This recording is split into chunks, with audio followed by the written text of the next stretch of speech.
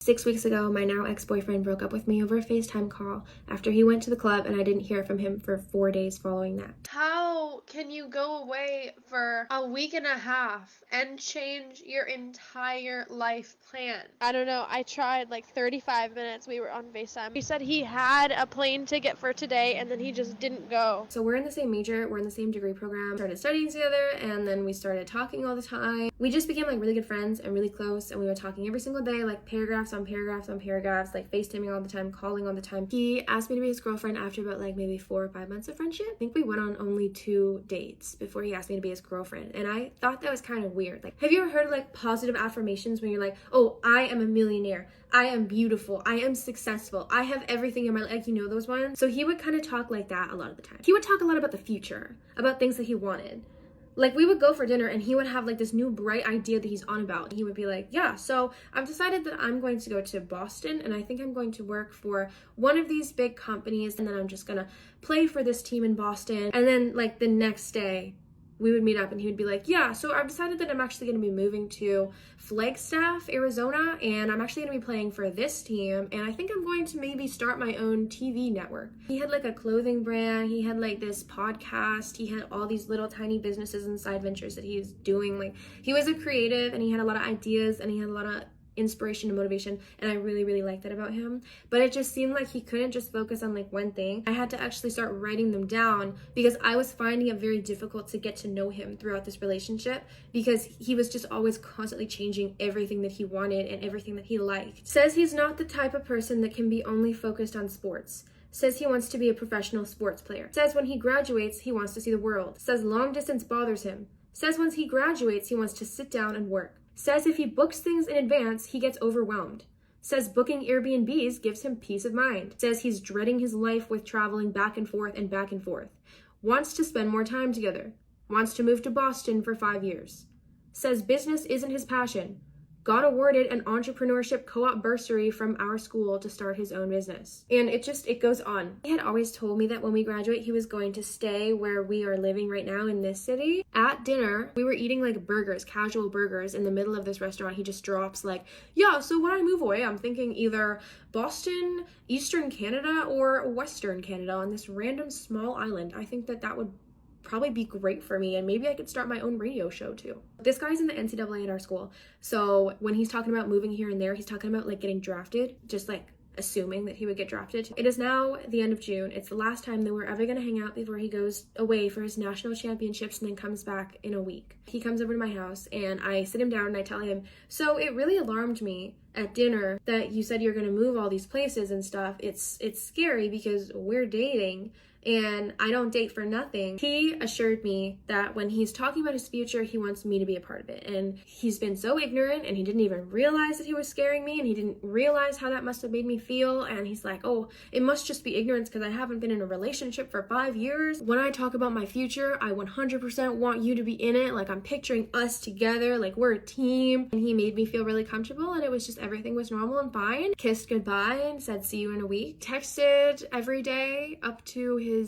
national championships. He texted me the next day following his competition, and he told me he didn't do very well. He told me he was upset. I asked to see his Airbnb. He said that he was just on the way out and they just left, and he sent me this video driving in the passenger seat of his best friend's car. That was the last time that I heard from him for 4 days. We talk every day, all day. For him to send me a video of him in a moving car and then not talk to me for 4 days and not post on social media. To make matters worse, I googled like car accidents in that area, and there was a car accident with his best friend's exact make and model of car. I called 2 hospitals. I was having panic attacks. After 4 days, I messaged his best friend on Instagram and I sent him this message.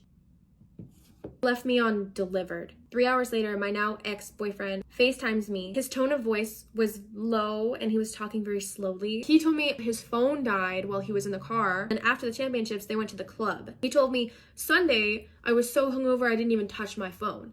And then Monday, I just continued not touching my phone. And we like went out, we went to a park, and then it was Tuesday when he had FaceTime me. It just wasn't processing for me. Like it felt so suspicious. I told him I didn't want to talk to him for the rest of the trip, but then when he comes back here, then we can reconnect like in a week or whatever and then work things out. And he told me, yeah, talking in person is probably best. Like the way that he said it, like talking in person is probably best. When I messaged his best friend and his best friend didn't reply, like, it's giving, like, his best friend was just like, oh, bro, like, come on, man, like, just tell her it's over. If you don't deal with this, then I will. Like, you have to talk to her, man. You can't just avoid her forever. In my honest opinion, I think that he went out and he cheated on me at the club, and then he just couldn't even bear to text me for 4 days. He was supposed to come back 1 week from Tuesday on the following Tuesday. I told him, you can text me Monday to keep me updated about your flight. It was so hard to not talk to him because I missed him so much and all I wanted to do was talk to him. I folded and I talked to him 6 days after, like a day early, and then he just didn't even open it. He still just didn't even open my message. He FaceTimed me the day that he was supposed to fly back, like the afternoon that he was supposed to fly back. He told me like,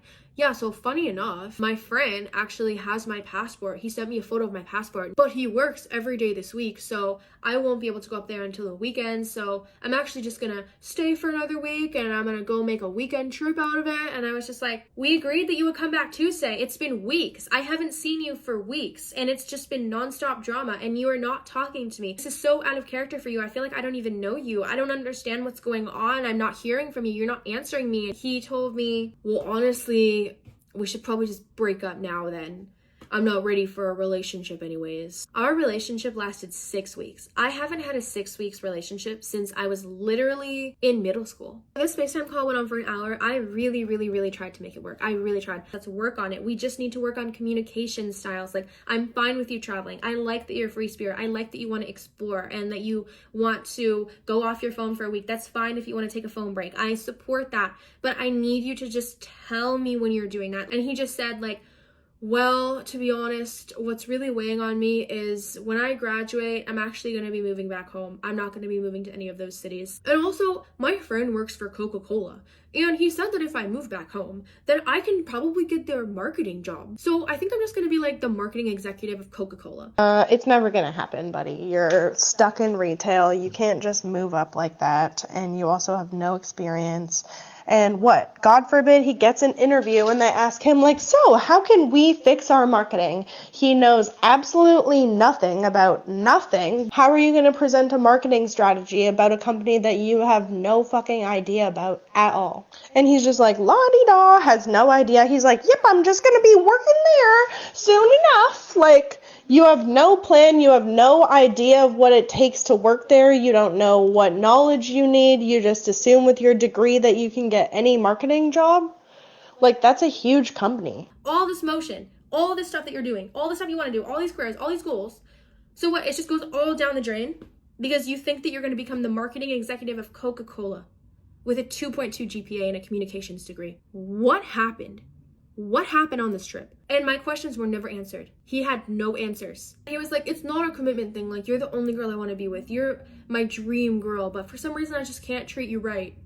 And I don't know why I can't treat you right, but I just can't treat you right. So I guess I figure I'm not ready for a relationship because I just can't treat you right and I can't make those sacrifices for you. I'm excited to talk about this now because now I'm past the point of sadness. I'm past the point of missing him. But every single day for the last 6 weeks since we broke up, I have asked myself, why? We were literally best friends, talking every day, making all these plans together. I thought we had the same mindset. I thought we were going in the same directions. It was so bizarre. He has been gone all summer. It is now August 18th. I'm definitely not going to talk to him. I want nothing to do with him. I hate him. That's off the table. I'm not asking him. I'm not contacting him. But I just need to know why. It's been 6 weeks and I can't stop thinking about it. I think about it all day, every day. It's been 6 weeks. I can't live like this anymore.